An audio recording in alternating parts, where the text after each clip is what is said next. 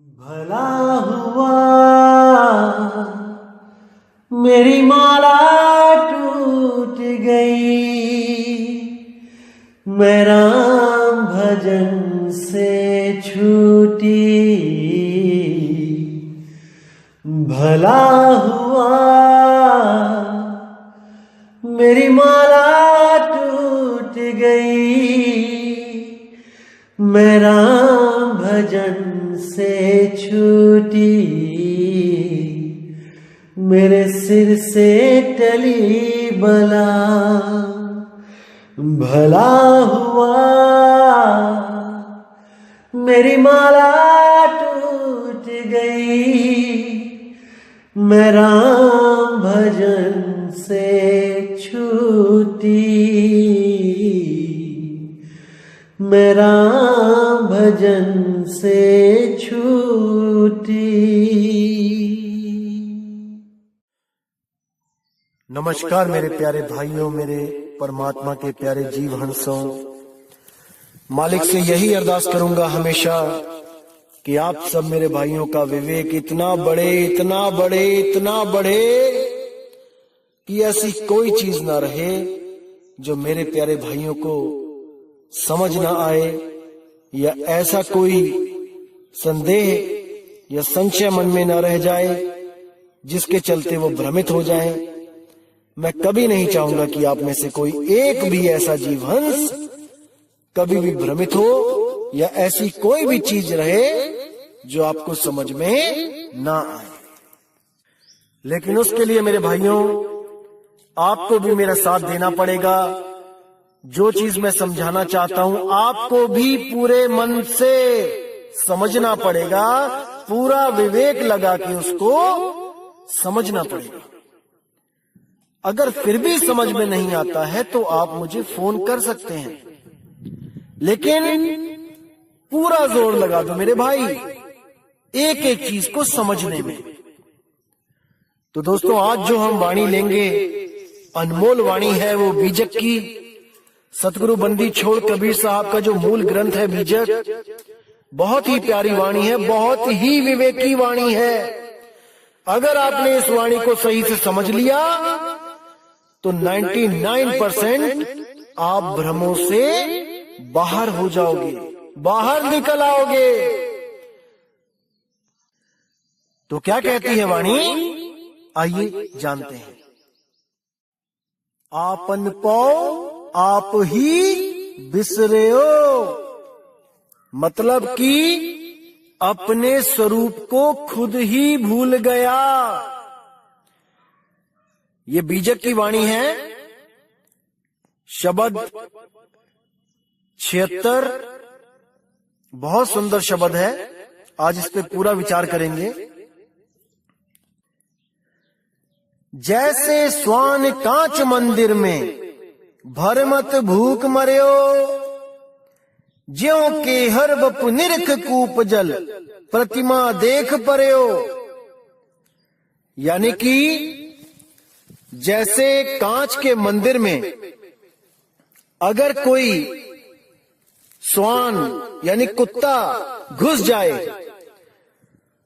तो वो देखता है कि चारों तरफ जो कांच लगा है उसके अंदर उसकी प्रतिमा दिखाई देने लग जाती है, उसका प्रतिबिंब दिखाई देने लग जाता है, और वो वहां पर सोचता है कि मुझे अन्य कुत्तों ने घेर लिया है और ये मुझे नुकसान पहुंचाएंगे। और वो उन कुत्तों की तरफ देख के, यानी अपने ही प्रतिबिंब की तरफ देख के भौंक भौंक के अपने प्राणों को त्याग देता है। मरता मरता भी भौंकता रहता है, क्योंकि वो अपने निज स्वरूप को नहीं जानता, वो अपने निज स्वरूप को भूल चुका है, भूल चुका है। एक छोटी सी कहानी सुनाता हूं। एक बार एक राजा ने ऐसा ही एक महल बनवाया, शीश महल, जिसमें कांच ही कांच लगे थे। तो राजा को पता था कि कोई भी कुत्ता अगर शीश महल में जाता है तो भौंक भौंक के मर जाता है। तो राजा को एक खेल सूझा। उसने पूरे शहर में ढिंढोरा पिटवा दिया कि भाई जो भी अपने कुत्ते को इस शीश महल में एक रात बिता देगा, उसको मैं अपना आधा राज्य दान में दे दूंगा, इनाम में दे दूंगा। तो बड़े बड़े लोग आए, बड़े बड़े ट्रेंड कुत्ते आए, और जैसे ही उनको छोड़ा गया तो एक रात में क्या हुआ, वो भौंक भौंक के उन्होंने अपने प्राण त्याग दिए। शाम को कुत्ता डाला जाता और सुबह को उसकी लाश निकाली जाती। सब बड़े हैरान परेशान कि भाई इतने प्यारे प्यारे कुत्ते ये काल के मुंह में चले गए, लेकिन कोई भी जीवित वापस बाहर ना आ पाया। तो एक बार क्या होता है, एक बहुत ही होशियार आदमी होता है, वो भी अपने कुत्ते को लेके जाता है राजा के पास। कहता है महाराज मेरे कुत्ते को भी इस शीश महल में जाने का मौका दो। तो महाराज कहते हैं क्या तुम्हें अपने कुत्ते से प्रेम नहीं है? बहुत ही सुंदर कुत्ता होता है वो कहता है जी मुझे पूरा प्रेम है अपने कुत्ते से, आप इसको अंदर जाने का मौका तो दो। तो राजा कहता है चलो ठीक है। तो शाम को उस कुत्ते को जब शीश महल में भेजा जाता है और दरवाजे लगा लिए जाते हैं और पूरी रात बीत जाती है, जब सुबह को खोला जाता है तो देखते हैं कि कुत्ता वहीं पर बैठा हुआ है और कभी इस शीशे को देखता है, कभी उस शीशे को देखता है, कभी उस शीशे को देखता है, लेकिन भौंकता नहीं है। राजा बड़ा परेशान, ऐसा कैसे हो सकता है भाई? अरे सारे शहर के कुत्ते मर गए, लेकिन ये कैसा कुत्ता है भाई, ये क्यों नहीं भौंकता है? तब राजा मजबूरी में उसको आधा राज्य दे देता है, लेकिन उससे पूछता है मुझे ये तो बता दे कि ये भौंका क्यों नहीं? तब उस आदमी ने क्या कहा कि महाराज जी जब भी मैं अपनी दाढ़ी बनाता था तो जो शीशा मैं यूज करता था वही शीशा मैं इस कुत्ते को भी दिखा देता था बार बार। तो जैसे ही मैं यूज करता था वही शीशा उसको भी बार बार दिखाने से उसको भी समझ आ गया कि इसमें जो कुत्ता दिखाई दे रहा है वो मेरा ही प्रतिबिंब है, मेरा ही प्रतिबिंब है, मेरी ही नकल है, ये असल नहीं है। जो दिख रहा है वो नकल है, असल नहीं है। अरे जो दिखे सो माया संतों, इसीलिए साहिब ने बोला जो कुछ भी दिखता है वो दृश्य है और जो उसको देखता है वो दृष्टा है। इसीलिए कुत्ता भी समझ चुका था कि मैं दृष्टा हूं, मुझसे भिन्न कुछ नहीं है, सब भ्रम भूत है, मेरे सिवा कुछ भी सत्य नहीं है। इसलिए वो कांच के मंदिर में बैठकर भी अपने प्रतिबिंब को भली भांति जान रहा था कि वो सब मेरी ही नकल है।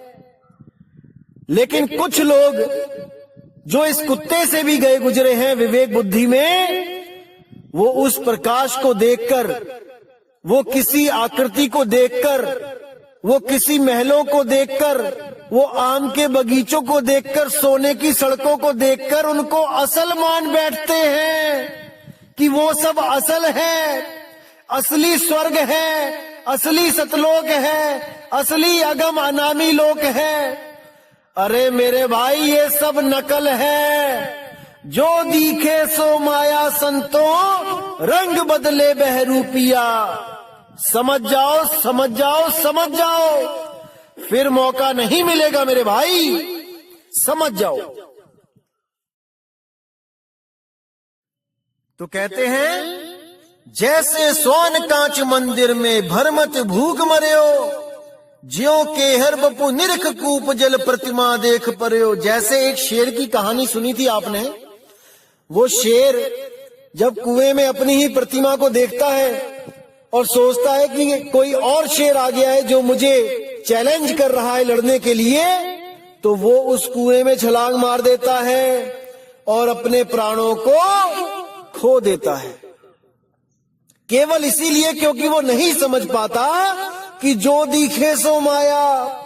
अरे जो प्रतिबिंब दिख रहा है वो मेरा ही छाया है, मेरा ही नकल प्रतिबिंब है, असल तो मैं कुएं से बाहर हूं। नहीं समझ पाता। अब कहते हैं वैसे ही गजफटक शिला में दशनन आन अरियो, मरकट मूठ स्वाद नहीं बिहुरे, घर घर रटत फिरियो। जैसे जंगल में एक शिला होती है तो हाथी अपने स्वरूप को ना पहचानने के कारण उस शिला को हाथी समझ जाता है और सोचता है कि कोई और हाथी मुझे चैलेंज कर रहा है झगड़ा करने के लिए, और उस शिला पर वो धक्का दे दे के अपने सिर से लड़ लड़ के उस शिला से अपने प्राण त्याग देता है, वहां पे अड़ जाता है। दशनन आने अड़ियो, मरकट मूठ स्वाद नहीं बूहरे, घर घर रटत फिरियो। जो बंदर पकड़ने वाले जो होते हैं वो क्या करते हैं, कुछ चने लेते हैं, जमीन पे बिखेर देते हैं और वहीं पर एक जमीन में एक सुराही गाड़ देते हैं जिसकी गर्दन बहुत पतली होती है सुराही की, और उसके अंदर भी कुछ चने के दाने फेंक देते हैं। तो बंदर जब ऊपर के चने सब खा लेता है जमीन के और देखता है कि सुराही में क्या है, जब उसको दिखता है कि चने हैं तो वो अपना हाथ डालता है। जब हाथ डालता है तो सीधा डल जाता है, लेकिन जब वो मुट्ठी भर लेता है चने की तब उसका हाथ बाहर नहीं आता, क्योंकि वो मुट्ठी दबोच लेता है, टाइट कर लेता है। चने दबोचता है, मुट्ठी टाइट हो जाती है, वो लॉक लग जाता है, फंस जाता है। अब वो अगर चने छोड़ के हाथ बाहर निकाल ले तो वो आजाद हो सकता है, लेकिन उसको लगता है कि मेरा किसी ने हाथ अंदर पकड़ लिया है, क्योंकि जब मैंने हाथ डाला था तब तो बड़े आराम से डल गया था, अब मैं निकाल रहा हूं तो हाथ निकल नहीं रहा है, मुझे किसी ने पकड़ लिया है। केवल और केवल उस लालच के कारण। अगर वो मुट्ठी खोल दे तो वो बाहर आ सकता है, लेकिन मुट्ठी बंद रखता है क्योंकि चने ना कहीं छूट जाएं।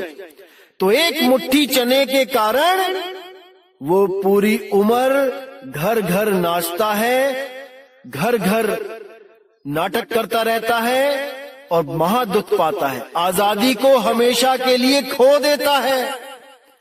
ये केवल और केवल अपने निज स्वरूप को ना जानने के कारण मेरे भाई। तो आगे कहते हैं, कहें कबीर ललनी के सुवना तोहे कवन पकड़ियो। नलनी के सुवना का मतलब क्या है?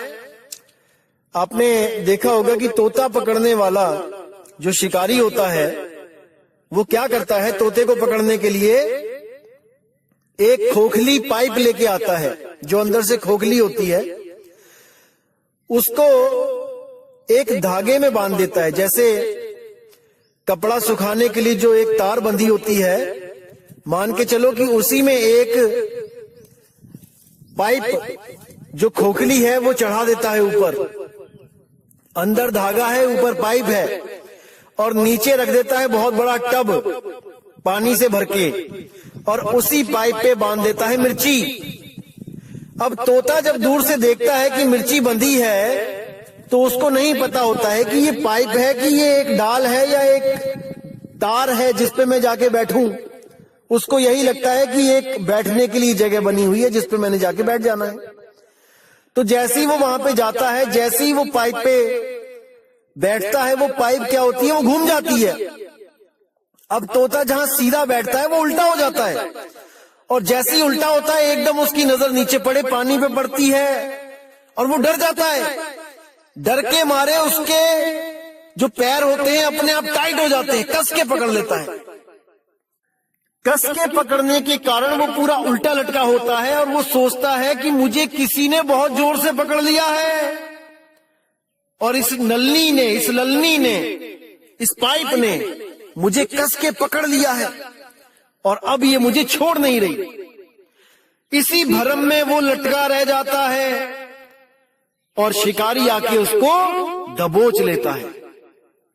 अगर वो ये भ्रम निकाल दे कि इसने मुझे पकड़ा हुआ है और इस ज्ञान में आ जाए कि मैंने पकड़ा है इसको, मैं छोड़ के इसको उड़ सकता हूं। अगर इस ज्ञान को वो ग्रहण कर ले तो वो कभी भी पिंजड़े में कैद ना हो पाए। लेकिन अज्ञानतावश वो यही समझता रहता है कि इस नलनी ने, इस पाइप ने मुझे पकड़ लिया है और मैं अब उड़ नहीं पाऊंगा। बस इसी भ्रम में वो शिकारी के हाथ लग जाता है। इसीलिए साहिब बोल रहे हैं, कहें कबीर ललनी के सुवना तो हे कवन पकड़े हो। अरे तुझे किसने पकड़ा है रे, तूने पकड़ा है इसको। इसीलिए बोल रहे हैं, हे जीवात्मा तुझे कोई नहीं पकड़ सकता, काल तुझे नहीं पकड़ सकता, माया तुझे नहीं पकड़ सकती, 3 गुण तुझे नहीं पकड़ सकते, 5 तत्व, 25 प्रकृति, 10 इंद्रियां तुझे नहीं पकड़ सकते। तू आजाद है, लेकिन तूने इसे पकड़ रखा है, इसलिए तू गुलाम है, इसीलिए तू गुलाम है। अगर तुझे कोई ऐसा गुरु मिल जाए जो तुझे तेरा निज स्वरूप लखा दे और इस जड़वत प्रकृति से तुझे अलग कर दे, तो तुझे कोई नहीं पकड़ सकता। अरे नलनी के सोना तो हे कवन पकड़े हो, तुझे कौन पकड़ सकता है, अर्थात कोई नहीं। अरे ये धरती हांडी भई, ढकना भयो आकाश, 3 लोक ईंधन भया, जीव को कहा निकास। सदगुरु हांडी फोड़ के ढकना दियो उघार, और सुरत चली सतलोक को काल रहा झक मार। ये सुरत अपने निज स्वरूप उसको प्राप्त करने के लिए चली और ये काल झक मार रहा है। ये उसको नहीं पकड़ सकता, क्योंकि उस सुरत के बिना ये बेजान है, जड़ है। केवल उस सुरती की वजह से ये तन और मन चलायमान है, ये जीवित हैं। जैसे आप कार चलाते हो, कार जड़ है, आप चेतन हो, आपके द्वारा कार चलाई जाती है, आपके बिना कार नहीं चल सकती। समझो इसको, आप हो जो इसको चला रहे हो। इसी तरह तन और मन आपको नहीं पकड़ सकते, क्योंकि आपके बिना ये मुर्दा है, मुर्दा। लेकिन आपकी शक्ति से ये जीवित होके इस 3 लोक को बसा के बैठे हैं।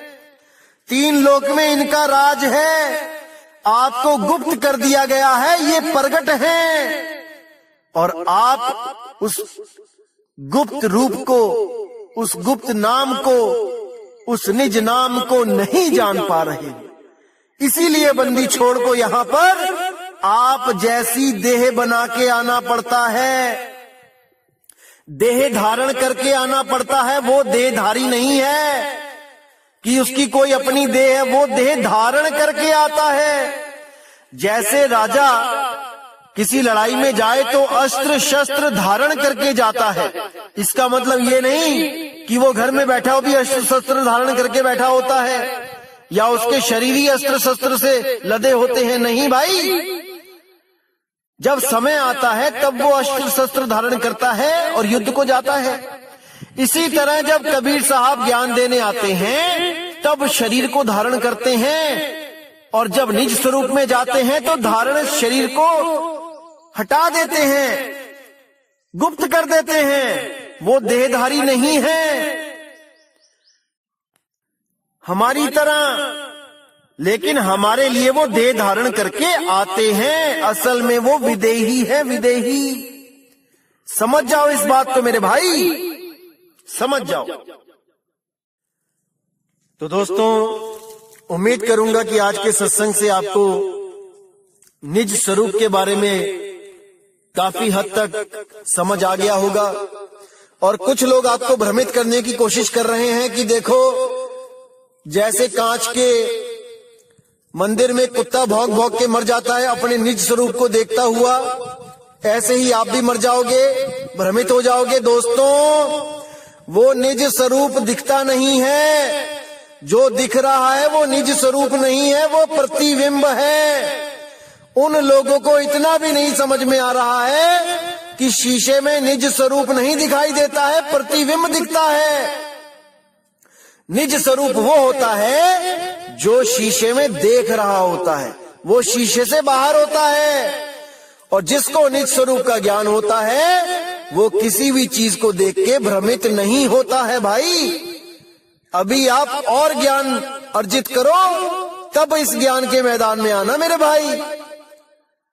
तो आप लोगों ने इन लोगों की बातों पे बिना विवेक किए भरोसा नहीं करना है मेरे भाई। इन लोगों को बोलने दो क्या बोलते हैं, आप केवल विवेक करते रहो कि ये क्या कह रहे हैं, क्या समझाना चाहते हैं, कहीं ये खुद भ्रमित तो नहीं है जिनकी बातों में आके आप और भ्रमित हो जाओ। बिल्कुल पूरा विवेक लगा देना है आपने। किसी भी सत्संग को सुनने में जो मेरे खिलाफ बोलते हैं उसको 10 बार सुनो, समझो कि कहां पर वो गलती कर रहा है। अगर आपने उसकी गलती को पकड़ लिया तो मैं समझ लूंगा कि आप में विवेक शक्ति जाग चुकी है मेरे भाई, जाग चुकी है। अब आप इस लायक हो चुके हो कि आप उस अनमोल ज्ञान को ग्रहण कर सको। तो दोस्तों आज का सत्संग इसी के साथ मैं समाप्त करता हूं। और आने वाली 1 तारीख को इस 12वें पंथ के काल दूतों का जो जाल है वो बिल्कुल काट दिया जाएगा। ऐसा कोई भ्रम नहीं बचेगा जो ये किसी को भ्रमित कर सकें। उस भ्रम का नाम लेके हर चीज बिल्कुल क्लियर कर दी जाएगी और इनके पंथ का जो अज्ञान है वो 1 अप्रैल फूल वाले दिन खत्म कर दिया जाएगा, ताकि ये आने वाले किसी भी भगत को फूल ना बना सके, मूर्ख ना बना सके। ये 1 अप्रैल फूल आखिरी मूर्ख दिवस होगा भक्त समाज के लिए जो सच में परमात्मा को खोज रहे हैं। इस 1 अप्रैल फूल के बाद कोई भी अधूरा गुरु किसी भी भगत का 1 अप्रैल फूल नहीं बना पाएगा भाई, नहीं बना पाएगा। लेकिन आपने पूरा विवेक लगा देना है दोस्तों। सत्संग को समझने के लिए दास पूरी मदद करेगा आपकी कि आप इस सब भ्रम से बाहर आ सको। तो दोस्तों मुझे विदा दीजिए। जय गुरु बंदी छोड़ वैराग साहेब, जय गुरु बंदी छोड़ साधु शरण साहेब, जय गुरु बंदी छोड़ मदन साहेब, जय जय सतगुरु बंदी छोड़ सतगुरु कबीर साहिब की सदा ही जय हो, सदा ही जय हो मेरे मालिक की साहिब बंदगी सतनाम।